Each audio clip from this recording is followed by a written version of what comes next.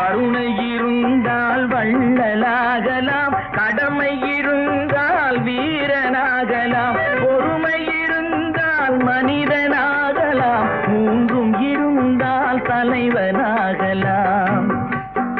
இந்த மூன்றும் இருந்தால் தலைவனாகலாம். நல்ல நல்ல பிள்ளைகளை நம்பி இந்த நாடே இருக்குது தம்பி.